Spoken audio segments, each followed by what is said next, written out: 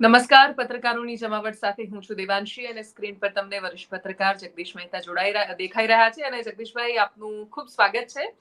વાતાવરણ જબરદસ્ત નમસ્કાર. મિક્સ છે અને વાતાવરણ હોય તો તબિયત બહુ બગડી જતી હોય છે.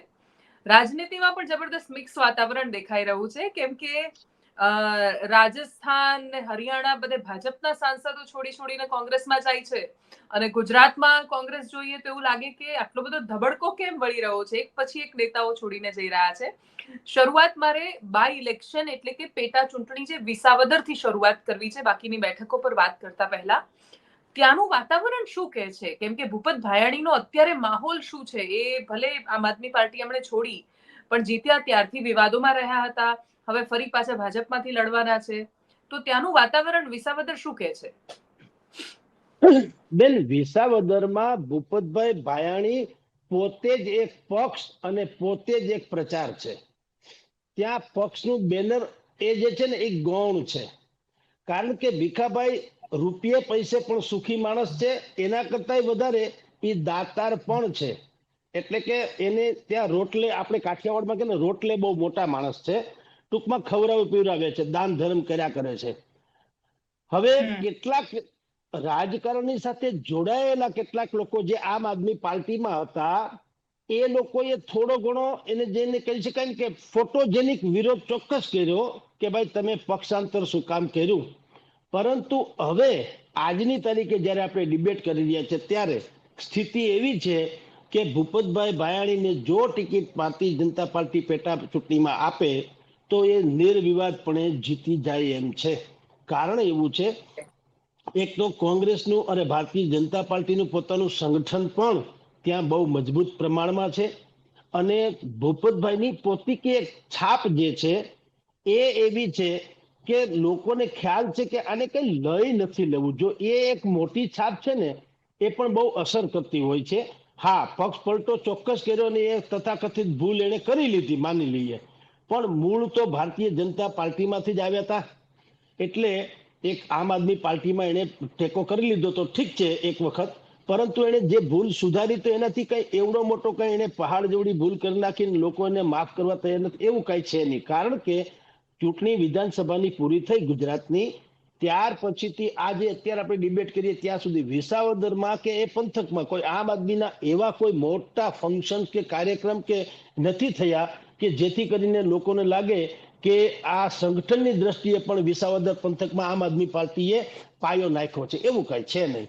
એટલે જે કઈ ગણો તે ચૂંટણીની ટિકિટ એને પેટા ચૂંટણીમાં આપશે તો ભાઈને ભૂપતભાઈને કઈ બહુ વાંધો આવે એમ લાગતું નથી. બેન, એ બેઠકનો મિજાજ છે, કેમ કે કેશુભાઈના છોકરા લડ્યા બાય ઇલેક્શનમાં જે તે સમયે લોકસભા વખતે, તો એ હારી ગયા ભાજપમાંથી.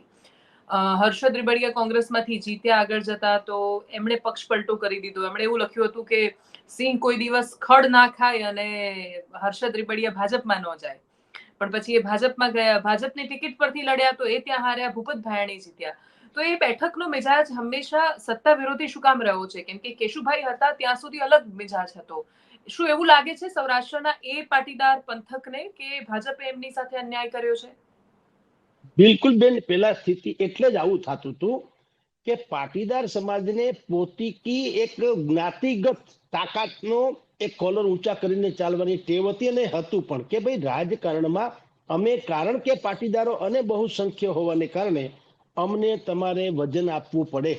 હવે એમાં માયગા પ્રમાણે ન મળે અને બહારથી કોઈને લઈ આવે અથવા તો કોઈ પોતીકું ભારતીય જનતા પાર્ટી હોય, કોંગ્રેસ હોય કે કોઈ પણ એમ માને કે ભાઈ આ બધા મતદારો ઠીક છે, પાર્ટીની કોઈ એક વિચારધારા હોય છે એમ કરીને એક્સ વાય ઝેડ ને ટિકિટ આપે, તો ત્યાંનું જે જાગૃત નાગરિક મતદારોનું જે સમૂહ છે એ એનો પરચો બતાવતા હતા.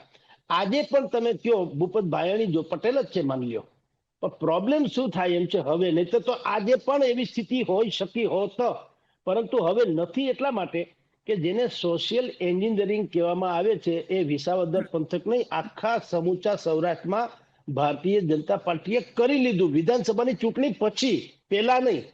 વિધાનસભાની ચૂંટણી પહેલા સ્થિતિ જુદી હતી અને એટલે જ આમ આદમી પાર્ટીને 5-6 બેઠક જે મળી હતી ભૂતકાળમાં, એનું કારણ આ રેસીપી હતું કે પાટીદાર સમાજ એમ માનતો હતો કે અમે આટલા બધા સક્ષમ, પૈસાદાર, બધી રીતે શિક્ષણથી માંડીને તમામ ક્ષેત્રોમાં અમારું પ્રભુત્વ, અને છતાંય જો વિકાસ નામની એક બુદ્ધિપૂર્વકની રાજનીતિ નરેન્દ્ર મોદી શરૂ કરે અને અમારી જ્ઞાતિગત રાજનીતિનો પ્રભાવ જો ઓછો કરે તો બેટર છે કે આપણે આપણી તાકાત બતાવવી. હવે એ વિધાનસભાની ચૂંટણીમાં થયું હતું એટલે 5-6 બેઠક ભૂપત ભાયાણી સહિતની જે મળી હતી, ટૂંકમાં બોટાદમાં મળી, જામજોધપુરમાં મળી, અહીંયા મળી અને સુરતમાં મળી વગેરે. તો એ જે પરિસ્થિતિ હતી એમાં આમ આદમી પાર્ટીનું લેશ માત્ર કહી શકાય એવું યોગદાન નહોતું. આપને બેન કહું ખરેખર શું હતું, આમ આદમી એક સારું પ્લેટફોર્મ ચોક્કસ મળ્યું હતું પાટીદાર સમાજને. એન્ટી ઇન્કમ્બન્સી જેને કહેવામાં આવે છે એ જે હતું રાજનીતિ શાસક પક્ષના વિરોધી મતનું જે હતું એના માટે બેસ્ટ એ પ્લેટફોર્મ ચોક્કસ બન્યું. કારણ કે પહેલા તો નરેશ પટેલ જે ખોડલધામના અને લેવા પાટીદાર સમાજના જે સર્વે સર્વા ગણાય છે તે નરેશ પટેલે પ્રશાંત કિશોર સાથે રહી અને કોંગ્રેસ સાથે બહુ મોટી ડીલ કરી હતી, ઓફર રાધર કરી હતી.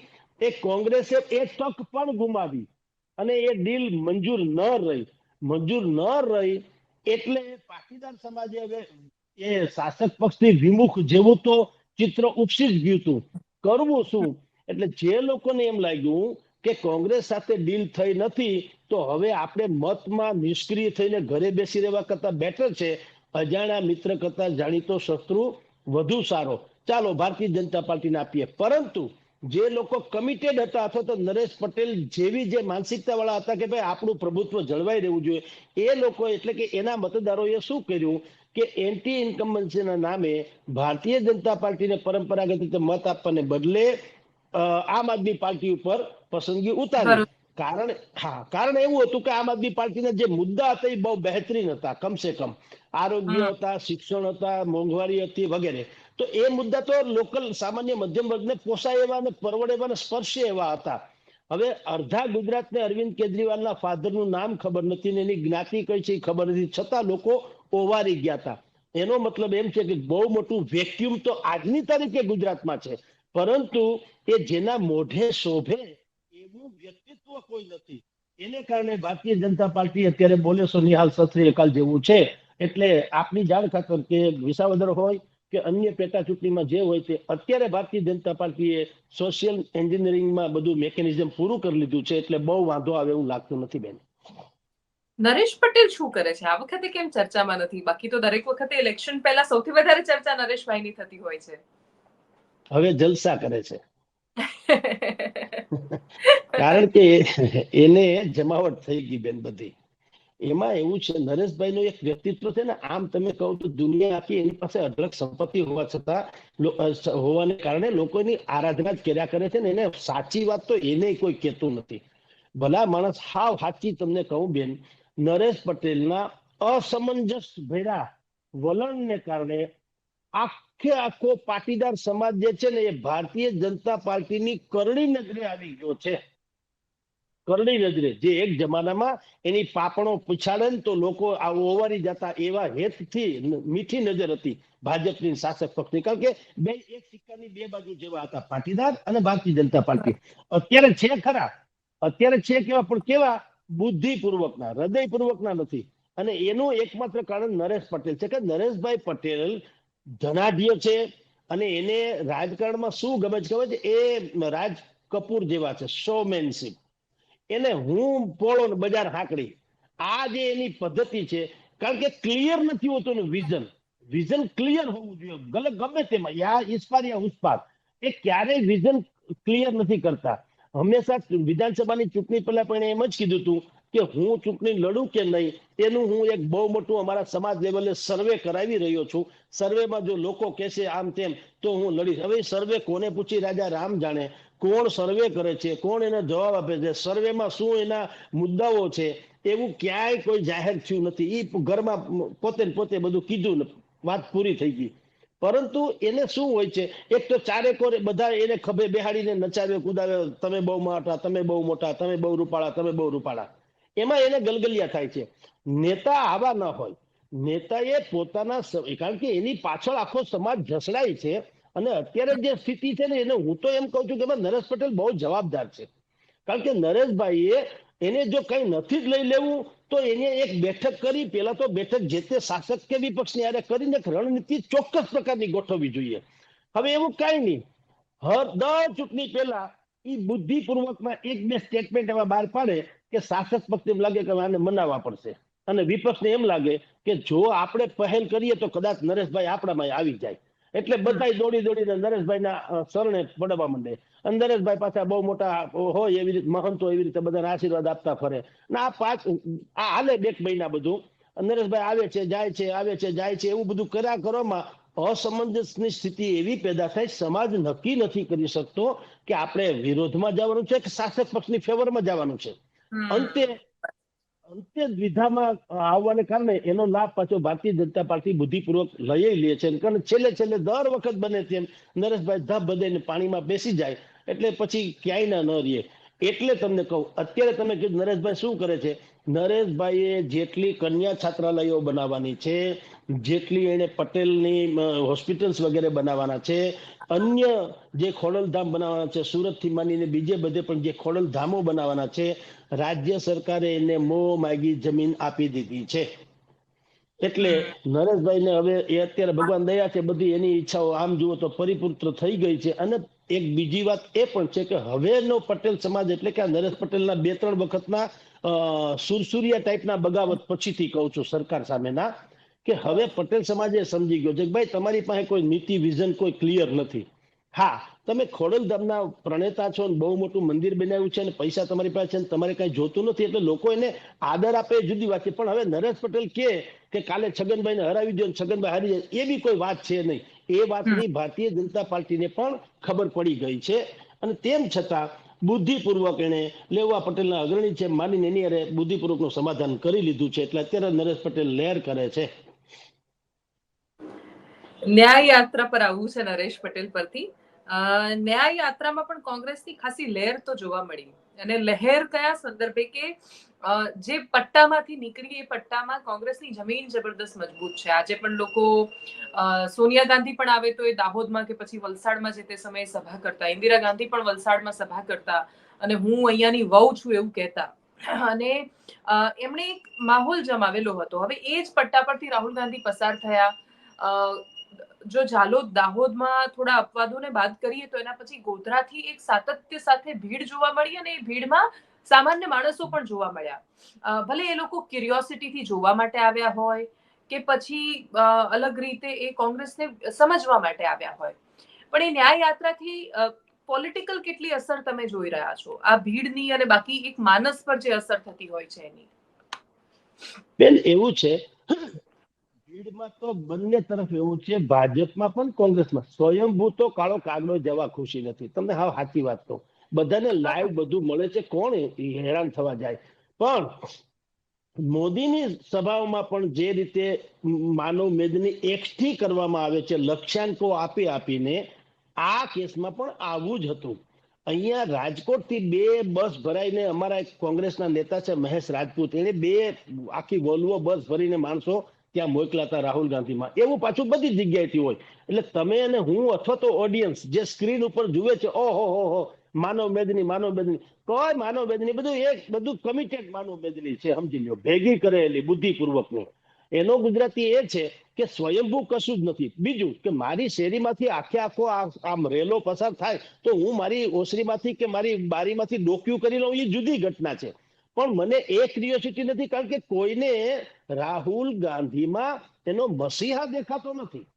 તમે સમજો, આ જે કેજરીવાલમાં દેખાતા હતા, તમે સમજો આ 2 વસ્તુમાં ફેર છે.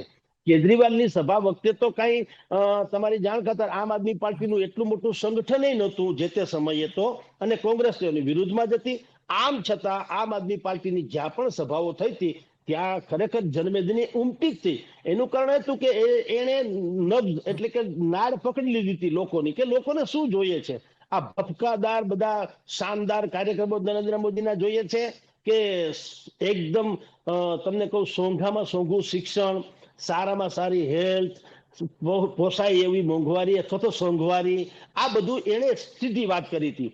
તો એમાં હતું આ રાહુલભાઈ ગાંધીની જે તાટિયાતોડ યાત્રા, હું તો કહું છું એને, કારણ કે મિનિંગલેસ છે બેન, હાવ સાચી વાત તો લોકો ભલે એને ગમે એ સરાહના કરતા, તમારો કોઈ વિઝન બતાવો. આ યાત્રાનું ગુજરાતી શું? ભારત જોડો એટલે શું તૂટી ગયું મને કયો? એમ કે જાફરાબાદ વહી ગયો પાકિસ્તાનમાં, જુનાગઢ વહી ગયું કોઈ કરાચીમાં, કાંઈ કોઈ તૂટી નથી ગયો. તમારો પક્ષ તૂટી ગયો ભાઈ સાહેબ. હવે એને હાંધો તો ઘીઘી છે, પણ તેમ છતાં ભારત જોડો ન્યાય યાત્રા એવું કરીને એ ખાઈ ખદોડીને તમને 3 દિવસ અહીંયા તમે કવરેજ જોશો તો તમને ખ્યાલ આવે. એટલા માટે નહીં કે કોઈએ પ્રેશર કર્યું હતું. મીડિયા ફ્રી છે ને, સોશિયલ મીડિયા તો સંપૂર્ણપણે ફ્રી છે ને, પણ એ જે આપવું જોઈએ અથવા તો એવી કોઈ ડાયલોગ ડિલિવરી કે એવી કોઈ વિઝનરી વાત કે એવી કોઈ સ્પાર્ક થાય એવી કોઈ જાહેરાત એવું રાહુલ ગાંધીમાં નથી થયું. એટલે એ પોતે આવીને હરીફરીને વયા ગયા. એને બાદ કરતા કોઈ ઉપલબ્ધિ નથી. નંબર 1. નંબર 2, આપે ને મેં જે જોયું એ ત્યાં શું છે તમે જોજો, પીળા ઝંડા બહુ દેખાતા હશે આપને. અર્થાત કોંગ્રેસ કરતા તો આમ આદમી પાર્ટીના લોકો વધુ, અને મેં કીધું તેમ એ બુદ્ધિપૂર્વક, હા, એટલે એ તો કમિટેડ વાળી વાતો છે. કોંગ્રેસના ઓછા જોવા મળ્યા અને આમ આદમીના વધુ જોવા મળ્યા. તમે આમ દ્રશ્યો જોશો તો ખ્યાલ આવશે. તો એ યાત્રાનું કોઈને, પહેલી વાત તો કોઈને પૂછો કે આ યાત્રાનું ગુજરાતી શું, આ યાત્રાનું ઉત્પન્ન થવાનું કારણ શું, એ કોઈને ખબર નથી, અને ફળશ્રુતિ શું એ કોઈને ખબર નથી. એટલે એ એમને વયા ગયા આવીને, ભગવાન એને સુખી રાખે. પણ બાકી કોઈને કાંઈ એમાં મારી દ્રષ્ટિએ પોલિટિકલ થી માંડીને જનસમૂહમાં પણ કોઈ જાતની છાપ છોડીને ગયા એવું નથી, એવું કઈ છે નહીં બેન. જો કે આપણે 5 ન્યાયની વાત કરી છે અને પોતાનું વિઝન એમાં ખાસું બધી ગેરંટી ને બાકીનું બધું આપ્યું છે. પણ એ વાત સાચી કે એક માસ ઇમ્પેક્ટ જે ઊભી થવી જોઈએ અને સતત હેમરિંગ થવું જોઈએ જનતા પર, એ કેવી રીતે થશે એ બહુ મોટો પ્રશ્ન છે. બાકી જે મુદ્દા એમણે યુવા ન્યાય, કિસાન ન્યાય, શ્રમિક ન્યાય, મહિલા ન્યાય અને હિસ્સેદારી ન્યાય, આવા 5 વિષય પર એમણે વાત કરી છે અને મુખ્ય ફોકસ જનગણના પર અને SC ST OBC લઘુમતી પર છે. એમણે પહેલી એમની જે ટિકિટ ડિક્લેર કરી એમાં પણ કહ્યું. પણ જો કે જે લઘુમતી પર ફોકસ છે, ભારતીય જનતા પાર્ટીએ અમદાવાદમાં, પછી ખેડામાં દેવુસિંહ ચૌહાણ, એ બધાએ મુસ્લિમ કાર્યકર્તાઓને, મુસ્લિમ બિરાદરોને ભાજપમાં જોડ્યા. અહીંયા કાર્યક્રમ રાખ્યો, એનું નામ આપ્યું શુક્રિયા મોદીજી, જેની અંદર મૌલાના, સુફી સંતો, મુસ્લિમ સમાજના યુવા અગ્રણીઓ એ બધા ભારતીય જનતા પાર્ટીમાં જોડાઈ રહ્યા છે. ખેડાના સાંસદ અને કેન્દ્રના મંત્રીનો તો એવો ફોટો પણ આવ્યો કે જેમાં ટોપી પણ એમણે માથા પર પહેરેલી છે, જો કે જૂનો ફોટો છે. તો ભારતીય જનતા પાર્ટીને શું હવે એવું લાગે છે કે હિન્દુ વોટ બેંક તો એની પાસે છે જ, હવે આપણે મુસલમાન પર ફોકસ કરીને એમને પણ આપણી બાજુ ખેંચીએ? બિલકુલ બેન, એક થોડોક એવો પ્રયાસ તો છે, જેમાં કોઈ શંકા નથી. અને આપણે બધા જાણીએ છીએ આ તો નેશનલ લેવલે પણ ચાલી રહ્યું છે કે મોદી ભાઈજાન નામનો એક કાર્યક્રમ પણ ચાલે છે, આપણે જાણીએ છીએ નેશનલ લેવલે. તો હવે ભાજપમાં આ હિન્દુત્વના નામે હવે ભારતીય જનતા પાર્ટીને એટલું નક્કી થઈ ગયું કે જે જાગૃત હિન્દુ થઈ ચૂક્યા છે, જે પેલા નહોતા, એ જાગૃત હિન્દુ મતદારોનો મત તો હવે એને કમિટેડ જેવું થઈ ગયું છે. બીજું, જે સોશિયલ મીડિયામાં અમુક પ્રકારના હિન્દુ વિરોધી વિધર્મીઓના મોલાના કયો કે ગમે તે કયો, એ પ્રકારના જે મેસેજીસ આવે છે એ તમારી ને મારી આત્માને ઝકઝોર કરી નાખે એવા આવે છે. અને એ પછી બુદ્ધિપૂર્વક મોકલવામાં આવતા હોય યા એ લોકોના હોય, એ ભગવાન જાણે, પણ આવે તો છે જ. એ વિડીયો જે વાયરલ થાય છે ને, એની સંખ્યા અને એને જોનારાની સંખ્યા જુઓ તો આપણને ખ્યાલ આવે કે લગભગ દરેકનું માનસ એક પ્રકારે તો છે જ કે ભલે મોંઘવારી ગમે તેટલી ફાટી નીકળે, પણ નેતા તો આ બરોબર છે, નહીતર આપણું અસ્તિત્વ પર ખતરો છે. આ પ્રકારનું એક માહોલ સર્જવામાં ભારતીય જનતા પાર્ટી અત્યારે તો હિટ ગઈ જ છે ને. હવે તો હાવ ખુલ્લે આમ છે. નરેન્દ્ર મોદી જયારે આજથી કમસે કમ 6 મહિના, વર્ષ દિવસ પહેલાની તમે એની સભા જુઓ તો ભારત માતા કી જય સુધી પહોંચ્યા હતા. હવે તો હર હર મહાદેવ, ત્રિશુલ કાયદેસર લે છે, ત્રિપુંડ તાણે છે, ડમરા વગાડે છે, વાઘ ચંદ્ર ધારણ કરે છે. હવે એમાં કઈ બાકી નથી રહ્યું. તરગાળા વાળા જે છે ને એ હવે એમ કે અમે પાછા પડીએ, એટલા રોલ તો એને કરી નાખ્યા છે. તો આ બધી જ વાત હવે, કારણ કે એ સૂચવે છે કે ભારતીય જનતા પાર્ટી હવે સંપૂર્ણપણે હિન્દુત્વ ઉપર તો 100% જઈ રહ્યા છે. અને એને ખબર છે 82% હિન્દુ છે, બાકીના જે કેટલાક મુસ્લિમ છે, માની લ્યો બે ઘડી કોઈ મત ન આપે તો પણ આ જે 82% જે કમિટેડ વોટર્સ છે એ તો ભારતીય જનતા પાર્ટીને આપવાના છે. ભારતીય જનતા પાર્ટીએ માઇક્રો પ્લાનિંગ જે બુથ લેવલ સુધીનું જે કર્યું છે, વિશ્વની સૌથી મોટી પાર્ટી, હવે સભાસદ મને બનાવે, મારે અહીંયા આવીને કમસે કમ એક મને સભાસદ બનાવે, તો હું બીજું કઈ એને ફોલો કરું કે ન, હું ભાજપનો છું એમ માનીને ઓબ્વિયસલી મત તો એને જ આપવાનો છે. ન્યા સુધી તો વાત પૂરી થઈ ગઈ. પછી જે ફ્લોટિંગ વોટર્સ જે છે, બાકીના કેટલાક જે ફ્લોટિંગ વોટર્સ કહેવાય કે જે ક્યાંય હોતા નથી, એને સારું લાગે ત્યાં દે, એની પાસે ચોઈસ શું છે સામે એ જુએ ને. માર્કેટમાં આપણે માલ લેવા જાય તો ચોઈસ જોઈએ છે. તો આપણી સામે જોઈએ છે ચોઈસમાં શું છે, રાહુલભાઈ ગાંધી છે. હવે શું છે કઈ કહેવાની જરૂર નથી. આ તથાકથિત ઇન્ડી ગઠબંધન જે છે, હવે એ બધાના તમે ચહેરા જુઓ અને ભાઈને કઈ જુઓ, વિઝન જુઓ, તો ખ્યાલ આવે કે આ બધા જ લોકો પોતપોતીનું અસ્તિત્વ ટકાવવા સિવાય એમાં કઈ વાતમાં માલ નથી. 6-7 બેઠકો થઈ તો અત્યારે રોજે રોજ એના સમાચાર શું આવે? આજે મમતા બેનર્જીએ છેડો ફાડ્યો, આજે ફરાણાભાઈએ છેડો પાડ્યો, મહેબૂબા મુફ્તીએ છેડો પાડ્યો, ઉમર અબ્દુલ્લાએ છેડો પાડ્યો. તો તમારું કોઈ તમે જો તમારું દળ હાચવી ન શકો તો દેશ ક્યાંથી સાચવવાના? એટલે લોકોની પાસે ચોઈસ જે છે એ સમજી જાય છે કે ભાઈ એક માણસ ભલે થોડાક મોંઘા પડે છે મોદી, એ જુદી ઘટના છે, પણ એક માણસનું એક લેયર તો છે કમસે કમ. બાકી ખરેખર ભયંકર મોંઘા પડે છે આપણને, પોસાય નહીં એવા મોદી તો છે, પણ છૂટકા નહીં છે. કારણ કે હાવ હું તમને કહું કે કટાઈ જવું એના કરતા ઘસાઈ જવું વધુ સારું. ઓમાં કટાઈ જવા જેવી ઘટના છે, એટલે લોકો માને છે ઘસાઈ જવા દે, જે થવું થાય. છેલ્લો પ્રશ્ન મારો એ છે કે હરિયાણાના હિસારમાં કે પછી રાજસ્થાનના ચુરુમાં, ઇવન ચુરુના જે સાંસદ જેમણે ભારતીય જનતા પાર્ટી છોડી ત્યાં 2 ટર્મથી સાંસદ હતા, 10 વર્ષથી બહુ સારા એમપી તરીકે એમણે છાપ બનાવી હતી, એમને ટિકિટ ના આપી તો એમણે એવું કહ્યું કે ભાઈ એક વ્યક્તિ મારું ભવિષ્ય નક્કી નહીં કરે રાજનીતિમાં. એ સિવાય દિલ્હીના પત્રકારો સાથે વાત થઈ તો એ લોકો પણ કહે છે કે ભારતીય જનતા પાર્ટીને જો સૌથી વધારે કોઈની સાથે ટક્કર લેવાની છે તો એ ભાજપની અંદર જે એન્ટી ગુજરાતી એલિમેન્ટ આખું એક્ટિવ થયું છે, અને એટલી ભયાનક હદે એક્ટિવ થયું છે કે એ લોકો કહી રહ્યા છે કે ભાઈ 2 લોકો અમારા પર શાસન નહીં કરે અને અમારા બધાનું ભવિષ્ય 2 લોકો નક્કી નહીં કરે કે ચાહે ત્યારે ટિકિટ આપી દે, ચાહે ત્યારે ટિકિટ કાપી દે અને કોઈનાથી કશું બોલાય નહીં. અને એ બહુ સરપ્રાઇઝિંગ છે કે રાજસ્થાનમાં પણ ભારતીય જનતા પાર્ટીની સરકાર છે, હરિયાણામાં પણ હુડ્ડા પરિવારનું કોંગ્રેસનું સામ્રાજ્ય છે, પરંતુ છતાંય સરકાર ભાજપની છે. તો આ બધાની વચ્ચે ત્યાંના સાંસદો એવું બોલીને છોડી રહ્યા છે, એવું ટ્વિટર પર ખુલ્લેઆમ લખી રહ્યા છે કે એક માણસને અમે નક્કી નહીં કરવા દઈએ અમારું ભવિષ્ય, તો અને પાછા કોંગ્રેસમાં જઈ રહ્યા છે, ત્યાંથી ચૂંટણી લડી રહ્યા છે. તો આખું ગુજરાતમાં રહીને જોઈએ તો એવા કોઈ દ્રશ્યો સર્જાય એવું મોટા ભાગે દેખાતું નથી. તો પછી ત્યાં કેમ આવું થઈ રહ્યું છે? તમે એને કઈ રીતે જોઈ રહ્યા છો? બેન, નરેન્દ્ર મોદી અને અમિત શાહ એની જે રાજનીતિની પેટર્ન છે ને એ સમજવા જેવી છે.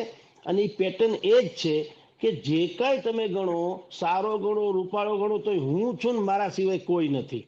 તમે કોઈ સાંસદની એક પણ એવી વાત સાંભળી છે? આપણે 2-3 જણાને ઓળખીએ છીએ, નીતિન ગડકરી માનો કે અહીંયા CR પાટીલ માનો, પણ કોઈ સાંસદની એવી કોઈ વાત જે હેડલાઇન બની હોય એવું આજ સુધીમાં હોય તો મને તમે કહો. આપણે ગુજરાતમાં 26 સાંસદ છે, હવે ઘણા ખરાના તો 26 ના નામે મોઢે હશે કે કેમ, શંકા છે.